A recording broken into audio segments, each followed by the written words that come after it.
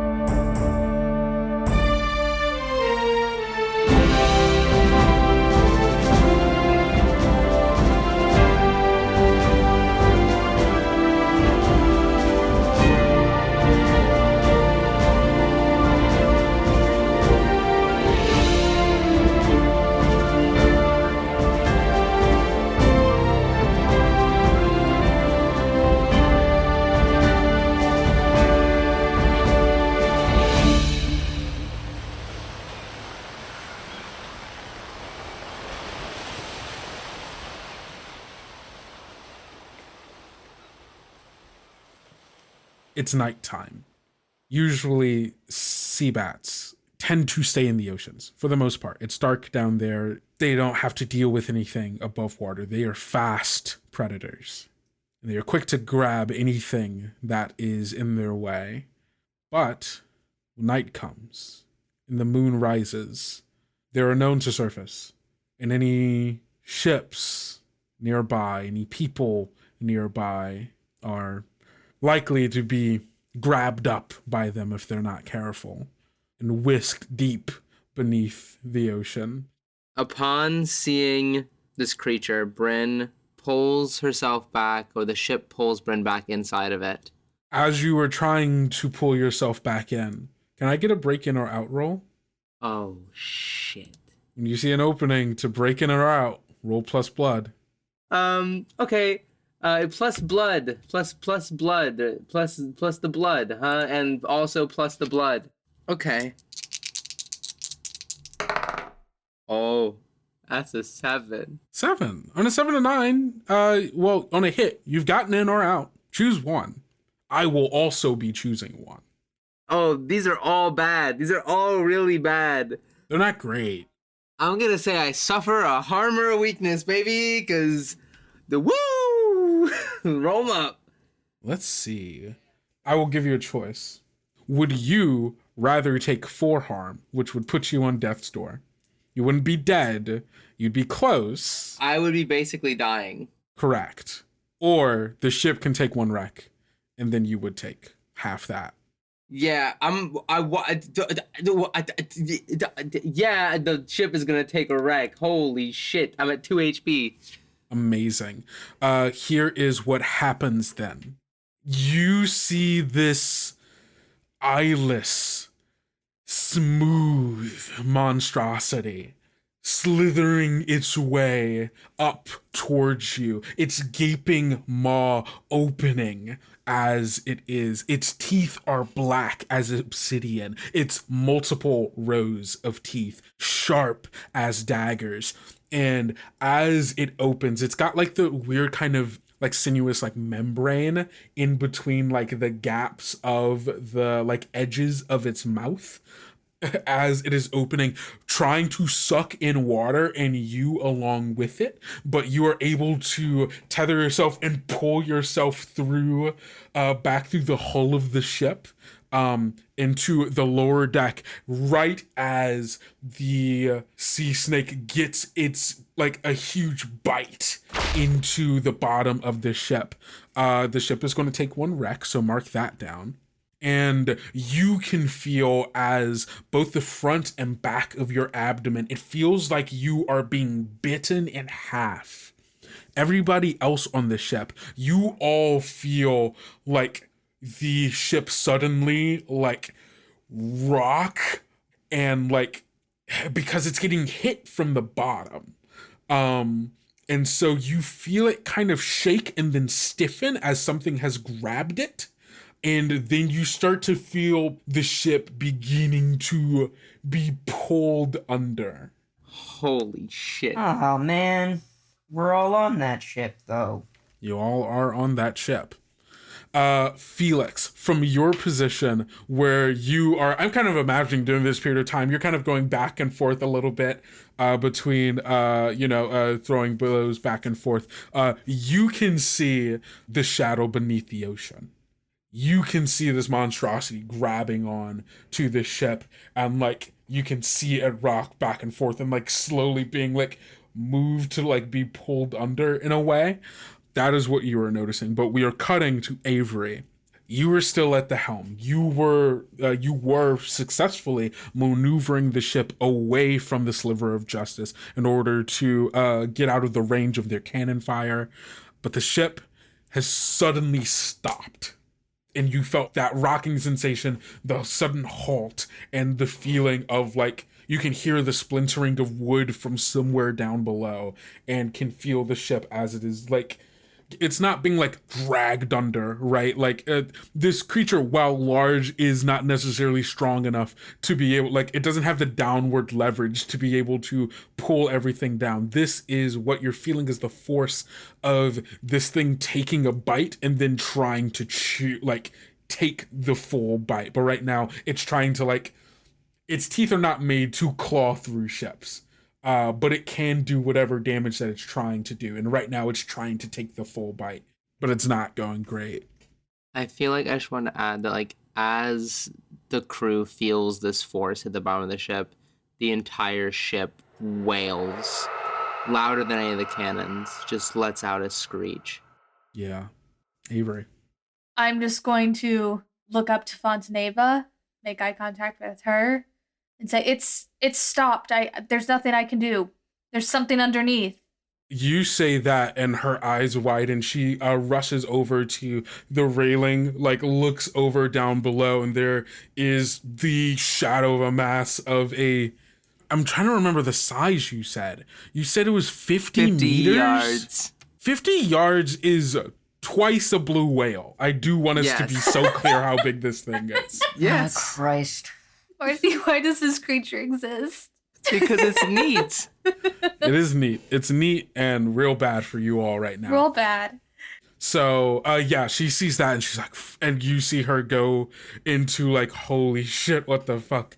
Captain Hano, who has been around, actually, I think she had gone below deck briefly, and is now coming out, and you see she has in her hand this enormous emerald green metalled trident in one hand, and she's like running back up, has like just made it to the top of the deck, and looks around and she says, "What the fuck was that?"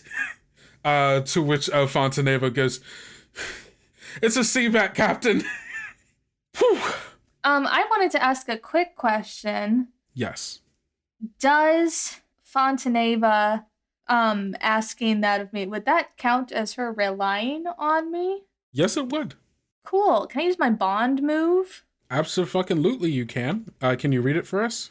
When a crewmate relies on you, add 1 rank with them or add 1 rank with a book of your choice. When you trust or confide in a crewmate completely, they add 1 rank with you, or you remove 1 rank with a book, their choice. If rank can't go any higher, mark experience instead. Amazing. So, who or what are you adding a rank to? I would like to add some rank to some of my books. I haven't done that yet. Yeah. You got some books to choose from. I got some books to choose from. I'm gonna throw that rank at my book called 2 Pillars in a Sea of Chaos. Okay. So the ability associated with this book is that I can compel one person who hears me read the book to forget a recent event that has happened in the past day and replace that memory with a new one. Okay, cool. Yeah, no, you can add 1 rank to that book. You've been studying it, reading over 2 Pillars in the Sea of Chaos. For both everyone else and the audience, 2 Pillars in the Sea of Chaos is the version that Avery has is an unedited draft of the complete histories of the Holy Marvellian Empire. Before it was heavily censored and edited by High Emperor Jameson Marvell II, and what is now known as the Emperor Jameson version of the book. You planning on using it? I want it in my back pocket, maybe. Okay. I don't have a laid out plan of any sorts. There's no grand machinations going on here, but all right. Cutting back to our scene. So yes, Captain Hano has just come up. She's got her big ass emerald trident. Fontaneva has just informed her that a sea bat has caught hold of the ship. It's a sea bat? Fucking things. I run over to go look too. I've only read about these things. Yeah, what you're seeing now as you're going over the edge of the ship is you see this enormous shadow beneath the ship, and you see like parts of its gaping maw of this smooth, silky gray figure, eyeless. What you're seeing is essentially like part of its gigantic maw that is coming out of the water and like clamping onto the ship. It's not like getting the entirety of the ship. Its mouth is probably like really, it's able to unhinge its jaw and open its mouth wide enough to clamp around it, but it's really like taking like essentially like one of those like plastic baggy clips for like cereal bags, you know.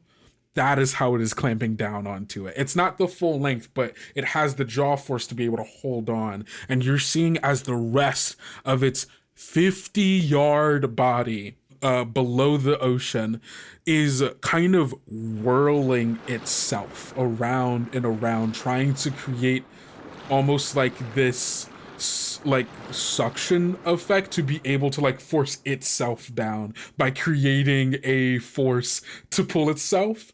And it's like, it's slowly working, but it's not like an immediate thing that is happening, if that makes sense. It is happening, it is a danger to you, but it is not like this is going to happen in seconds.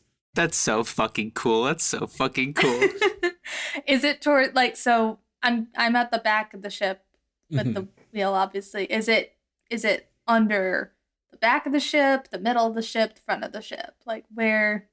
I guess that depends. Bryn, where were you closest to? The front, back, or middle of the ship? In the bow. The front of the ship. Yeah. Okay. But you can still see the shadow of the large snake absolutely. body like going around, because that's how big it is. I will look over at Fontaneva, who's I'm probably next to her now, looking over the side. I might be able to help. I'm gonna go up front, and I rush toward the front of the ship. I might go actually under the decks to like get near like the ocean more, so that I can get as far down and close to it as possible. Amazing. As you do that, you're running off to go. You say like you might be able to help to them, and then you run back that way. And I think our camera lingers on Fontaneva and Hano for a second as they look back and forth and go, "What?" Okay, whatever. And then Hano's like, says to Fontaneva, "You follow him, I guess. He's got something, I don't know. I'm gonna do what I can," and like is grabbing rope to tie around herself to then tie around the railing, and like Fontaneva like repelling runs off of the ship. She's gonna go to try to rappel off the ship. So Fontaneva runs after you to follow, and we see Hano like tie the rope around the railing. Call out a few of the crew members to be able to keep a watch on the rope for her, and she goes diving off the side of it, trident in hand, ready, and we follow Fontaneva as she is following you below the decks of the ship. As you are running below the ship, there is this kind of deep emanating like whine that is happening. Animalistic in a way, where it is this grunting and like putting in effort in trying to hunt, right? Trying to take this bite, and it's frustrated that like it's having to go through all of this effort.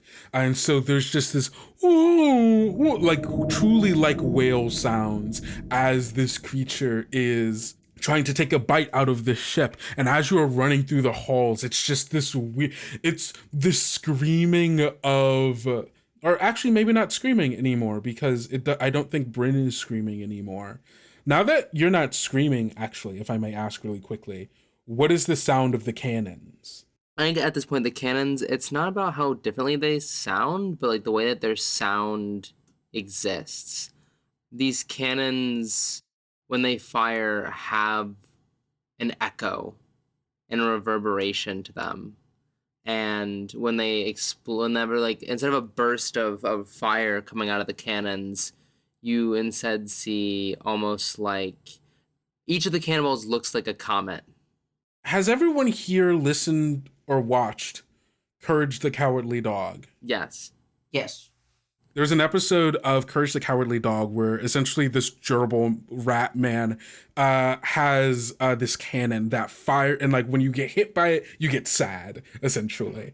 But the sound that it makes is it's stuck in my head, where it is this kind of muted explosion, but the sound of it traveling through the air has this whine to it. It echoes as it moves, as if it's moving through not just this space, but several spaces. And you're hearing it as it's doing it. And so, Avery, you are running through the hallways of the lower decks of the ship, and you're hearing this weird, whining, echoey cannon fire. The high-pitched whining of the sea bat that is trying to munch on this ship, and like, I don't know, it's this weird, horrific scene as you're trying to keep your balance through the ship that is slowly being pulled under.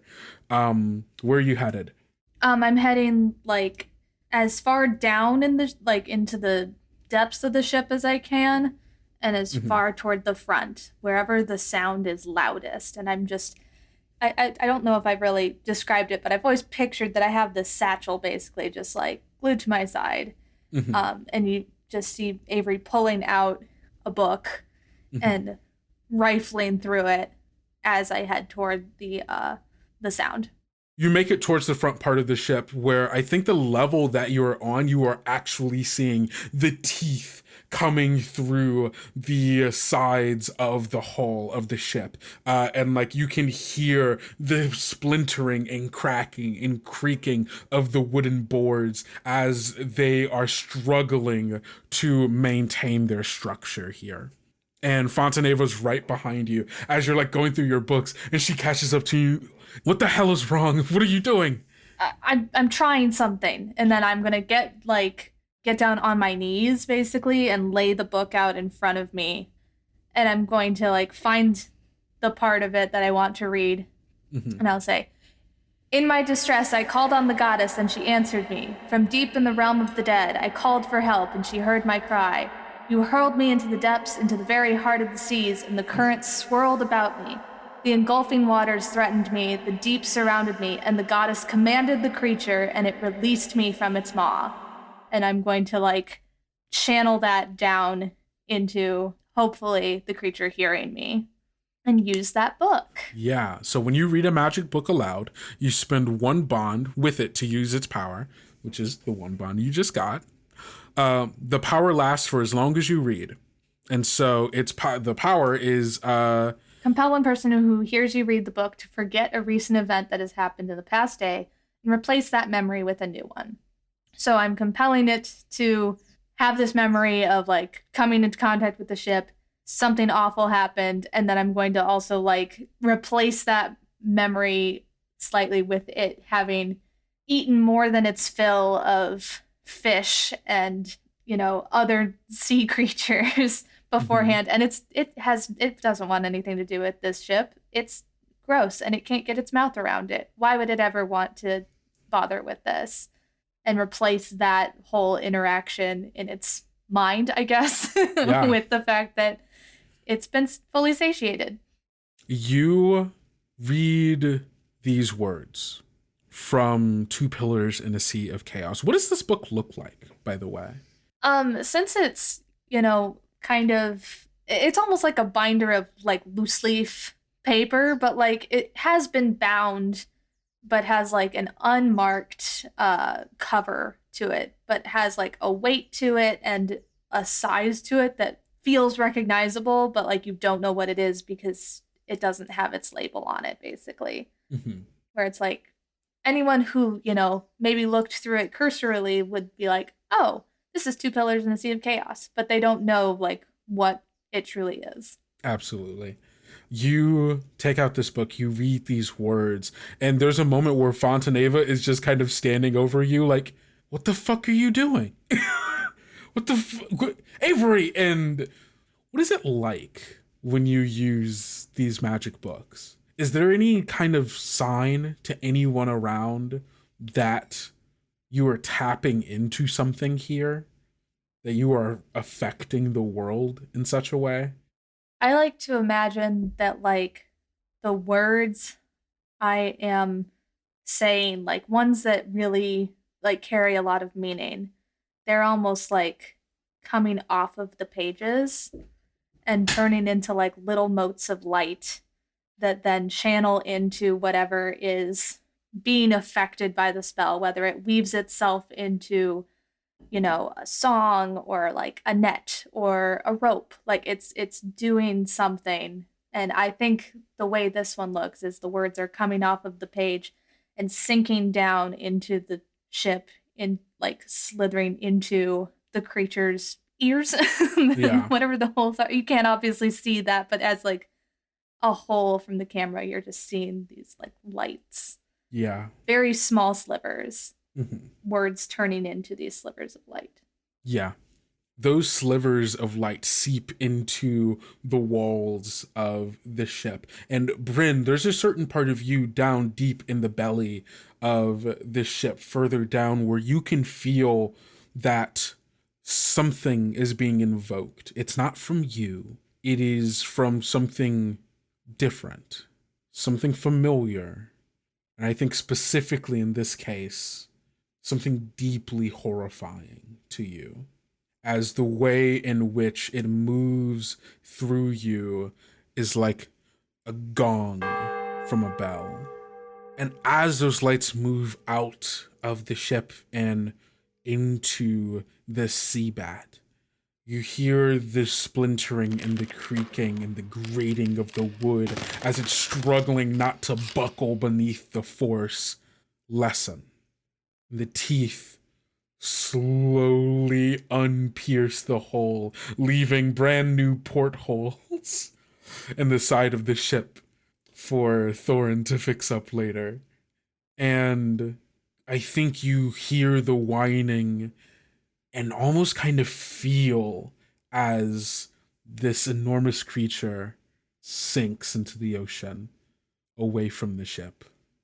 And there is a moment, like, I think you're like still reading, right? Because the effect lasts until you're done reading. And at the point where you stop, Fontaneva is just standing over you dumbfounded. And she looks down at you and goes, "What in the Seven Lords' name was that?" I just have encountered some things in my studies, and I wanted to help. Seems to have worked, and I go ahead and I like close up the book and put it back away and stand up again. She's just staring. Shall we head back up? Yeah. Great. And I just go ahead and I like walk past her. I try to pretend that this is normal, average kind of, like, I'm not making a big deal of it. I'm just gonna go back up to where Captain Hano and everyone was. Amazing. Our camera is going to cut to Thorin. Thorin, you are on the floor of the ship. Again, there was the huge rocking and waving and stuff. And I'd like to think the splint on my fingers fell off and they re-broke during that, yeah. Oh, tragic. Yeah, bud. You're down here, but things have settled again on the ship as far as that goes. You are still deafened, and like there are like the gunmen are doing their best to try to like organize themselves and like be able to support it, but like none of them are leaders, right? They all are good at taking direction, not necessarily giving it, and so without your guidance, they're a little bit off. But you are coming to a little bit. You're able to understand the situation, the ringing in your ears. Yeah, what do you do?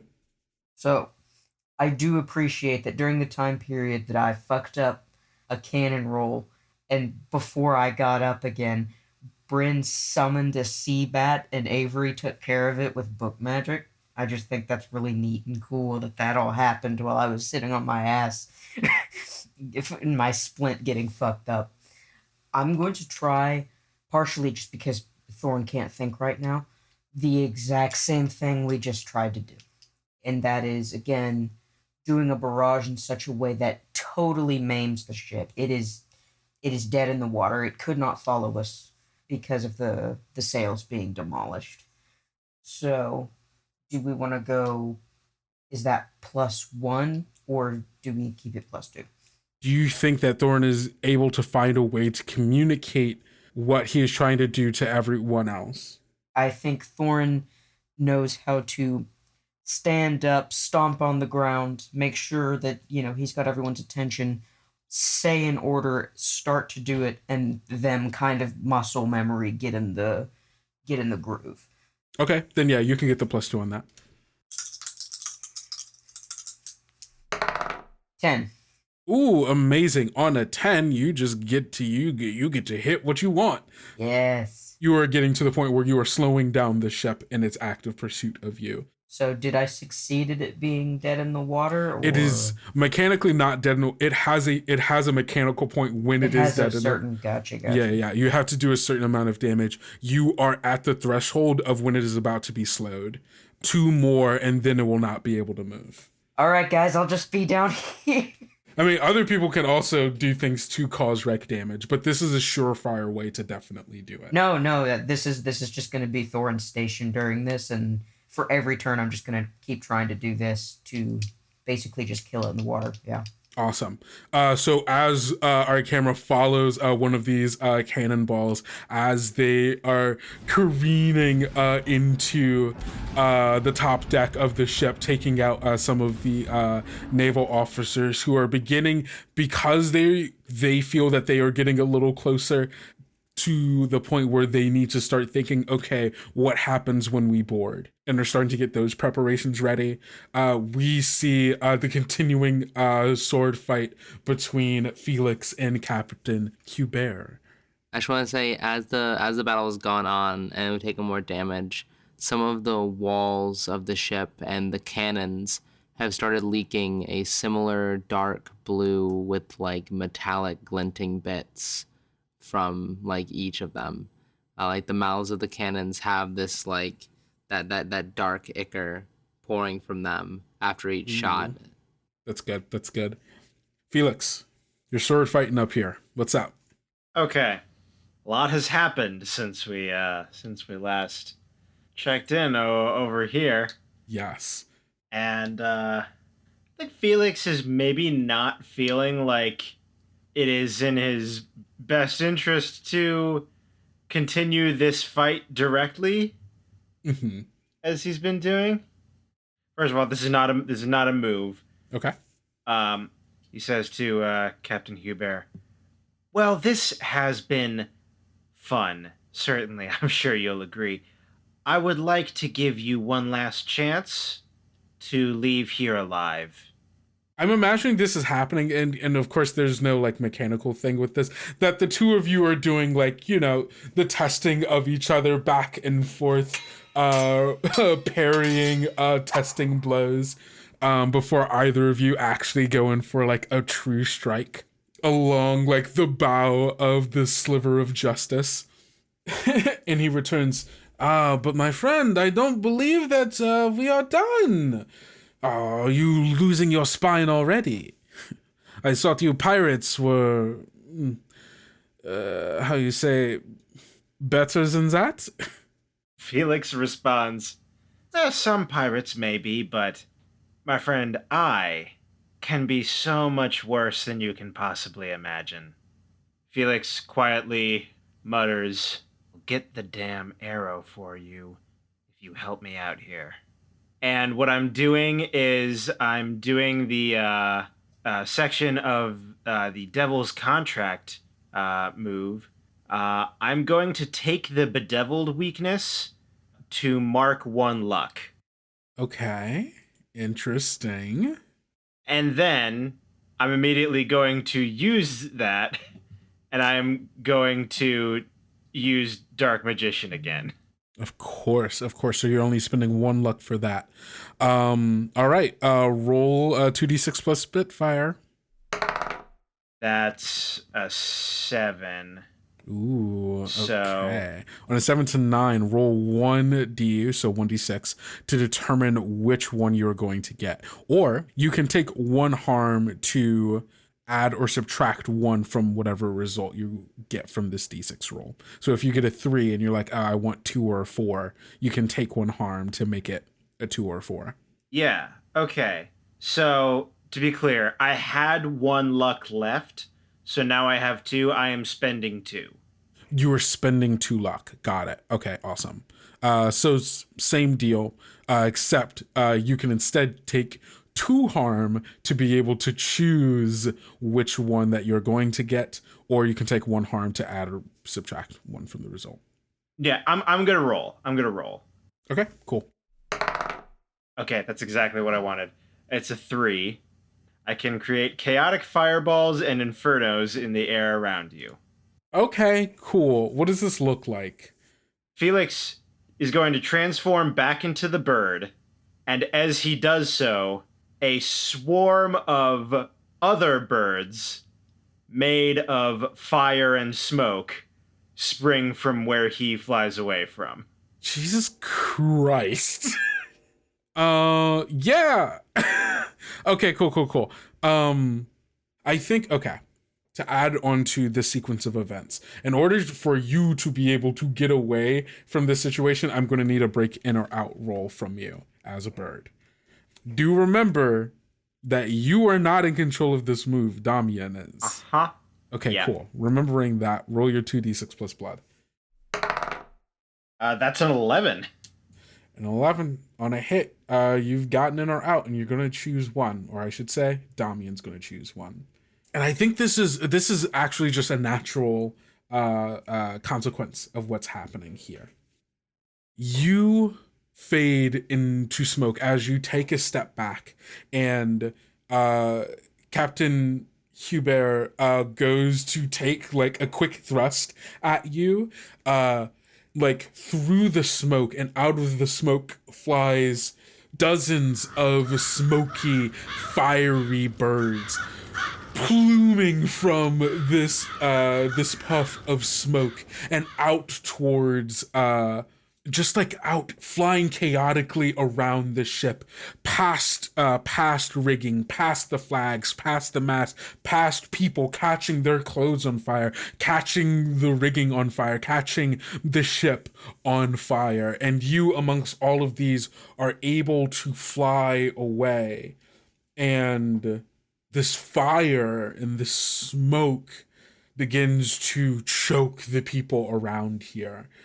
And as you're flying off, you hear in the back of your mind that deep, treacherous voice seeping in like smoke. You're leaving quite the trail, aren't you? Some assassin you've turned out to be. Felix responds, "Oh, don't write me off so quickly." And he directs the flaming birds to enter the gun ports of the ship and trying to ignite as much of the potentially very flammable material that is in there. Damian has chosen you leave evidence or attract attention. As you're flying off, I think from the other ship, Thorin, you see this. Avery, by the time this happens, you've made it back to the top of the ship where Captain Hano is climbing back up the side of the ship. She is drenched. Spear is bloody. She was down there doing stuff, and then saw that it was quick time to leave before things got too bad. And so she's climbing back up to the top of the ship with the help of the rope ladder that some of the crew have thrown down for her. And you all see as like one of the crew member calls out, pointing out towards the Sliver of Justice, as arcing rings of fire coalesce at like towards the center of the Navy ship, up, arc, and ring around back in towards the gun ports. And there's this moment of silence before a fiery ball of light explodes from the ship. You've dealt 2 wreck damage, which is enough to leave the ship stranded. And all the people here who also probably died in that explosion. Not to mention, that's a really loud sound. Real loud sound. You tell me how you land. I actually think Felix is maybe a bit overtaken by adrenaline and doesn't really go for anything flashy. I think he just kind of like lands and transforms back as quickly as possible.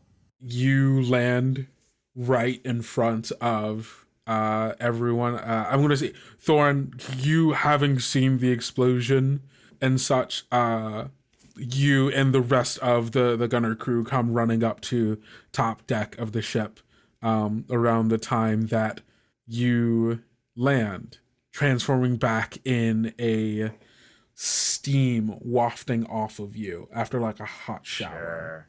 It's like a mask being peeled off as it starts from your front and then like kind of flows backwards, and you are revealed beneath its dissipating mask. And everyone on the crew just kind of stops and stares. All of you are in witness, and I don't think anyone has any questions about who did this. Well, I suppose we can add this as a bullet point in the next team meeting. Good job, Felix. Felix, like I said, adrenaline, but like when he hears that I think that snaps him back a bit, and he composes himself, and he takes a bow. As a bird, or or have you turned back into Felix? Yeah, he's turned back into Felix. Okay. And Captain Hano's nearby. Yeah, Captain Hano is amongst the people gawking at you. Yeah, he turns to her and like gestures sort of to the off in the distance the other ship, and he says, "Does that count as protecting the ship?" Yes, Felix. Glad I could help. There's a few of the crew members who like start cheering and immediately like come to your side, like put like fucking like bro hugging, like pats on the back, like Felix, whoa! Like they're going crazy for you and like dragging you back. I think Johan is already like tapping into a keg, ready to like get some drinks for you. You obviously get the first mug. Captain Hano and Fontaneva just watch silently. The ball of fire still in the near distance. Avery, Thorin, how are the two of you feeling? Thorin can't hear, and while Thorin had already come to the point where he wants to kind of emotionally support the crew every time they do something good because he feels bad about how shit, chucked off. Mm-hmm. I think there's just this concern and a bit unnerved with who are these people? Yeah. Because the cannons were screaming and screamed so loud that I can't hear. And that was a sea bat just come and gone. I think I saw some glitter coming down from somewhere. I don't know. As far as the book was concerned, Thorin, and then while very grateful, genuinely, that Felix did what he did, that is an eerily similar way that his ship went down.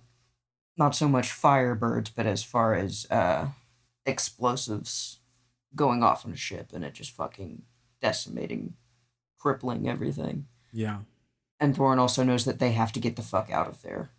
All of these emotions are consuming, and then it all circles back around and hits him again as, I'm deaf still. And he just kind of sits down. Yeah. Avery.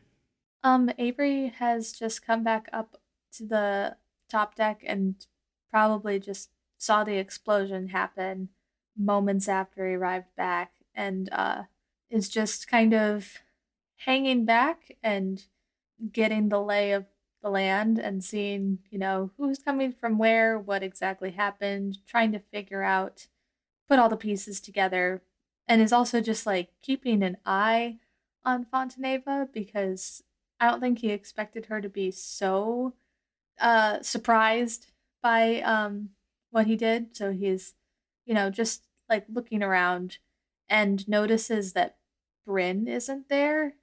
So I think is going to at least log that away and maybe start like actively seeking Bryn out in like the top of the ship area.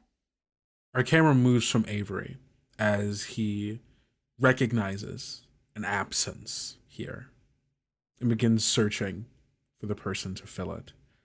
And it moves down below the decks to the lowermost deck where Bryn is. It's all over now. The sea bat's gone. The Navy is no more. But you're still here. Hurt. The ship is hurt. How do you feel?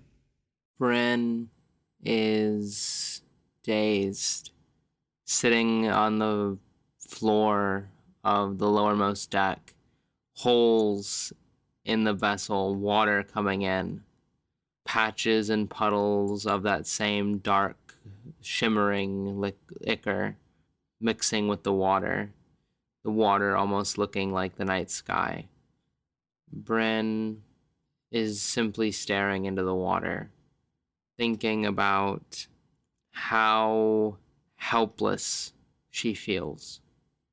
That even the act of trying to fight is something that can destroy her. Thinking about how trying to take agency of oneself to save oneself betrays the trust and can harm all the people that she wants to protect. And she has to sacrifice her own safety and her own agency in order to be trusted by the people on this ship. As our camera hovers over Bryn, curled up on the lowest deck of the Bois Perdu, in a pool of stars and color, we fade to black.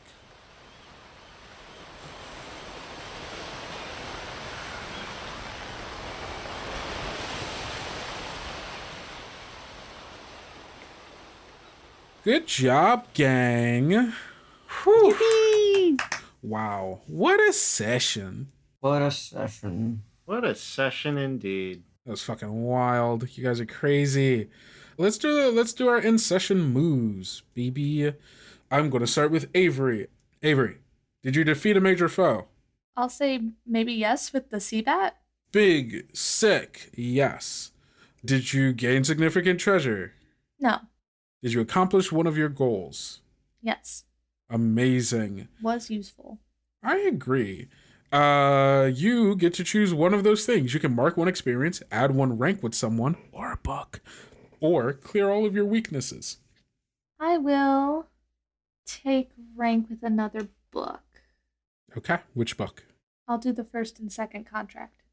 Ooh, okay, awesome. Ellis and/or Thorin, did you defeat a major foe? I helped. Yeah, no. I think basically everyone here helped in the defeating of the Navy. So I would count that. Did you gain a significant treasure? Yes, I pocketed the arrow. Yeah, you've got the magic arrow now. Did you accomplish one of your character's goals this session? Yes, we are riding away from safety. Big sick. All right, you get to mark one experience, add one rank with someone, or clear all of your weaknesses. I'm going to mark experience. Okay, awesome. Felix, did you defeat a major foe? Yep. Gain significant treasure? Nope. Accomplish one of your character's goals this session? Yep.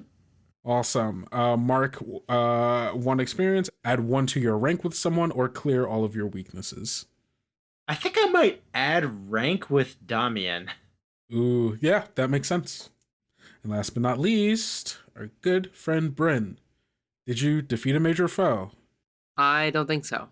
Gain significant treasure? Nope.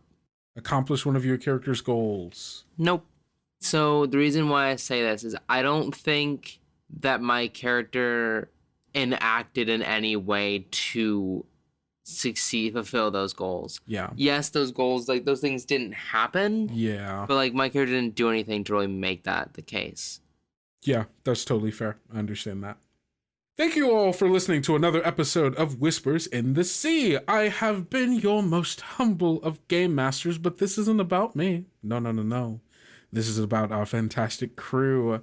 And how about you It's about you two. Yeah, what the heck? No, it's about me at the very end. But Gus, please tell people where they can find you on the internet. You can find me on the internet, Twitter, Instagram, Tumblr now. I was going to say I moved to Tumblr, but I moved to Tumblr in the sense that I posted nothing on Twitter and now I post nothing on Tumblr. Yet. But all of those are August_Knobbe, Knobbe, except I believe my Tumblr does not have the underscore in it. It is just August Knobbe. I do music. Look for that. It's coming up. It's coming soon. Yeah. Music soon. Amazing. Hilda, Hi. you want to tell people where they can find this podcast on the internet? Come find our podcast. We are still on Twitter and Tumblr now, and come join us in the Discord, which is in the link of both of those bios, I believe. Mm-hmm. What's the at? The at Tales Get Told. Yeah. With everything. I guess, and if you want to, if Tumblr's gonna be a thing, come follow me on Tumblr. I'm Little Goody Two Shoes on Tumblr. Hey yo. Finally, the Hilda. Oh my gosh, that Hilda everyone's blog. been waiting for. Yeah, exactly. The people have been screaming for this. Amazing. And Marcy, where can people find you on the internet? You can find me on Twitter and Twitch at Soapy Squid, SOAPIESQUID. I may be also moving to Tumblr soon. We'll see if I get the user I want. If you want me on Tumblr, I'm actually going to change it a little bit. You'll find me under Full Moon's Embrace. But yeah, thank you guys for listening. It's wonderful, and I hope to see you in the Discord because it's a nice little place.